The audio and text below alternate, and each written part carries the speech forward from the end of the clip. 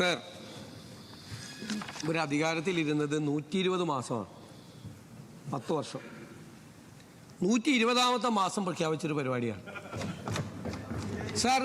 ഞങ്ങളുടെ പ്രകടന പത്രികയിലുണ്ട്, ഞങ്ങളുടെ പ്രകടന പത്രികയിലുണ്ടെന്ന് പറയുന്നത്. സാറെ, പ്രകടന പത്രികയിലുള്ള കാര്യം തുടങ്ങുമ്പോഴാണോ അവതരിപ്പിക്കുന്നത്, പോകുന്ന പോക്കിലാണോ അവതരിപ്പിക്കുന്നത്, നടപ്പാക്കുന്നത്? അല്ല, നിങ്ങൾ 2500 രൂപയുടെ സാമൂഹ്യ സുരക്ഷാ പെൻഷൻ കൊടുക്കുന്നവർ അത് പറഞ്ഞിട്ടാണ് വോട്ട് ചെയ്തി അധികാരത്തിൽ വന്നത്. എന്നിട്ട് 4.25 കൊല്ലക്കാലം 1 രൂപ കൂട്ടിക്കൊടുത്തില്ല. പഞ്ചായത്ത് ഇലക്ഷന്റെ തൊട്ട് മുമ്പ് ഒരു 400 രൂപ കൂട്ടി 2000 ആക്കി. പോണ പോക്കിന് അങ്ങനെയാണോ പ്രകടന പത്രിക നടപ്പാക്കുന്നത്? ഞങ്ങൾ ഞങ്ങൾ പ്രകടന പത്രിക, ഇവിടെ പ്രകടന പത്രികയെ കുറിച്ച് പറഞ്ഞുകൊണ്ടാണ് ഞാൻ പറഞ്ഞത്, ഇല്ല ഞാനൊന്നും പറയില്ല. ഞങ്ങൾ ആദ്യത്തെ മാസത്തിൽ സ്ത്രീകളുടെ സൗജന്യ യാത്ര ഞങ്ങൾ നടപ്പിലാക്കി. ആദ്യത്തെ ക്യാബിനറ്റിൽ തീരുമാനിച്ച് 1 മാസത്തിനുള്ളിൽ സ്ത്രീകൾക്ക് സൗജന്യ യാത്ര നടപ്പാക്കി. ഞങ്ങള് ഇവിടെ സ്ത്രീകളോട്, ഇത് ശരിയല്ല, അത് നിങ്ങൾ ഇപ്പുറത്ത് 99 പേര് ഇരിക്കുന്ന സമയത്ത് ഞാൻ അപ്പുറത്ത് നിന്ന് ഞാൻ പറയാനുള്ളത് പറഞ്ഞിട്ടാണ് പോയിട്ടുള്ളത്. പ്രതിപക്ഷ നേതാവായിരിക്കും.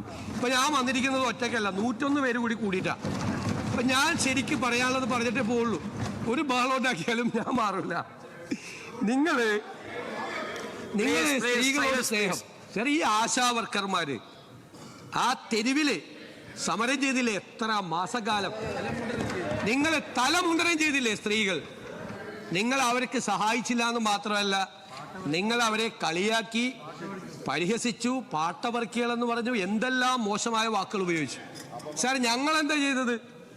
ആദ്യത്തെ മന്ത്രിസഭാ യോഗത്തിൽ തന്നെ അവർക്ക് 3000 രൂപ ഞങ്ങൾ കൂട്ടിക്കൊടുത്തു.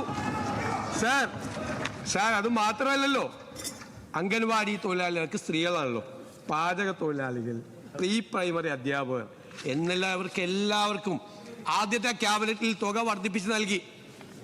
മനസ്സിലായേ? ഞങ്ങളാണ് സ്ത്രീപക്ഷം, നിങ്ങളല്ല, നിങ്ങളായിരുന്നില്ല. നിങ്ങൾ സ്ത്രീ വിരുദ്ധ പക്ഷ നിലപാടാണ് എടുത്തിരിക്കുന്നത്. ബഹുമാനപ്പെട്ട അംഗം ആ സ്ത്രീപക്ഷത്തെ കുറിച്ച് എന്നെ ഓർമ്മിപ്പിച്ചതുകൊണ്ട് മാത്രമാണ് ഞാൻ, അല്ലെങ്കിൽ ഇതിന് മറുപടി പറയേണ്ടതല്ല. സാർ പ്ലീസ്, ഞാൻ പറയട്ടെ, ഇരിക്കും സാർ. പിന്നെ നിങ്ങൾ പോകുന്ന പോക്കിൽ ഈ പെൻഷൻ കൊടുത്തതുപോലെ തന്നെ ഇപ്പൊ പറഞ്ഞു പേ കമ്മീഷൻ. നിങ്ങൾ പറഞ്ഞല്ലോ സാമ്പത്തികമായ ബാധ്യതകളെ കുറിച്ചാണല്ലോ പറഞ്ഞത്, വൈറ്റ് പേപ്പറിനെ കുറിച്ചൊക്കെ പറഞ്ഞു, അദ്ദേഹം പറഞ്ഞു. സാർ, പേ കമ്മീഷൻ എല്ലാ ഗവൺമെന്റും അതാത് സമയത്ത് നേരത്തെ പേ കമ്മീഷൻ പ്രഖ്യാപിച്ച് അവരുടെ നടപടിക്രമങ്ങൾ പൂർത്തിയാക്കി ആ പേ കമ്മീഷന്റെ ശുപാർശകൾ ഇംപ്ലിമെന്റ് ചെയ്യും.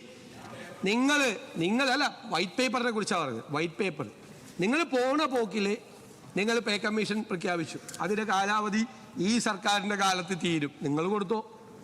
നിങ്ങൾ എത്രയോ വർഷക്കാലം DAയും DR-ഉം നിങ്ങൾ തടഞ്ഞു വെച്ചു. ലീവ് സറണ്ടർ നിങ്ങൾ തടഞ്ഞു വെച്ചു.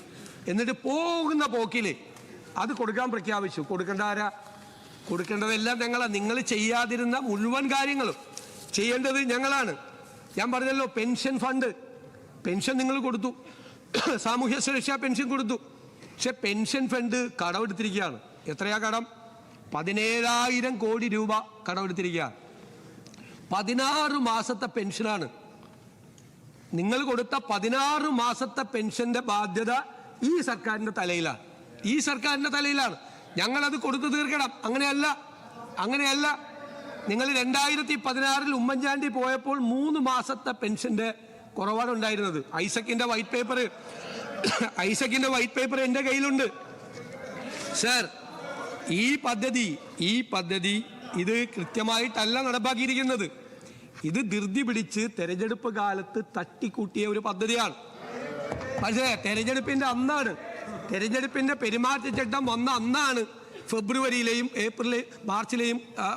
മാർച്ചിലെയും ഏപ്രിൽ മാസത്തെയും പെൻഷൻ നിങ്ങൾ കൊടുക്കുന്നത്. കൊടുത്തു പോണ പോക്കിന്. മനസ്സിലായ? പിന്നെ പറയും ഏതോ സമിതി തെരഞ്ഞെടുത്തെന്ന്. ഞങ്ങളൊക്കെ MLA-മാരായിരുന്ന ആളുകളാ, ഒരു സമിതി ഉണ്ടായിരുന്നില്ല. തോന്നിയവർക്ക് നിങ്ങൾ കൊടുത്താ. ഞങ്ങളാരും പറഞ്ഞിട്ടില്ല, ഞങ്ങളൊക്കെ MLA-മാരായിരുന്നല്ലോ. ഞങ്ങളുടെ നിയോജക മണ്ഡലത്തിൽ ഏത് പഞ്ചായത്തിൽ ഏത് സമിതിയാണ് നിലവിലിരുന്നത്? ഒരു സമിതിയില്ല. അന്ന് വേണ്ടപ്പെട്ടവർക്കെല്ലാം നിങ്ങളുടെ ലോക്കൽ കമ്മിറ്റിയും നിങ്ങളുടെ ഏരിയ കമ്മിറ്റിയും കൂടി കൊടുത്താണിത്. അതൊന്നും വളരെ കൃത്യമായിട്ട് പറയാം. അതൊന്നും പരിശോധിക്കാതെ പ്രശോധിക്കുന്നില്ല. വളരെ വ്യക്തമായിട്ട് പറയാം. പരിശോധിച്ചിട്ട് അതിന്റെ തെറ്റുകളെല്ലാം ഉറപ്പാക്കിയിട്ടേ ഞങ്ങളത് ചെയ്യുള്ളൂ. മനസ്സിലായല്ലോ? നോക്കി അതിന്റെ തെറ്റുകളാണ് അത് ഒരു പഞ്ചായത്ത് സെക്രട്ടറിക്കും ഒരു കോർപ്പറേഷൻ സെക്രട്ടറിക്കും മുനിസിപ്പൽ സെക്രട്ടറിക്കും വരുന്ന ആപ്ലിക്കേഷൻ മുഴുവൻ എങ്ങനെ പരിശോധിക്കുന്നത്? ഏത് ഡാറ്റയുടെ ഏതായിട്ടാണ് കമ്പയർ ചെയ്യുന്നത്? ഒന്നും ഒരു വിധത്തിലുള്ള നടപടിക്രമങ്ങളും നടത്താതെ തെരഞ്ഞെടുപ്പ് മുന്നിൽ കണ്ടുകൊണ്ട് കേരളത്തെ സ്ത്രീകളെ പറ്റിക്കാൻ വേണ്ടി നടത്തിയാണ്. 120 മാസം ഭരിച്ചിട്ട് സ്ത്രീകളോട് സ്നേഹം വന്നത് അവസാന സമയത്ത് ആ ഇലക്ഷൻ വരുമ്പോൾ. അതെന്താ കാര്യം? ലോക്കൽ ബോഡി ഇലക്ഷനിൽ നല്ല കനത്ത തിരിച്ചടി കിട്ടി. അത് കഴിഞ്ഞപ്പോഴാണ് ഇത് കൊടുക്കാൻ തീരുമാനിച്ചത്. മനസ്സിലായല്ലോ?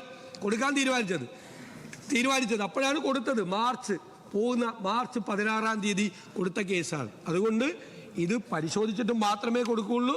ഒരു കാരണവശാലും ഇത് സഭാ നടപടികൾ നിർത്തിവെച്ച് ചർച്ച ചെയ്യേണ്ട ഒരാവശ്യമില്ല. ബഹുമാനപ്പെട്ട മുഖ്യമന്ത്രിയുടെ വിശദീകരണത്തിൻ്റെ അടിസ്ഥാനത്തിൽ ചട്ടം 50 പ്രകാരമുള്ള നോട്ടീസിന് അവതരണാനുമതി നിഷേധിക്കുന്നു.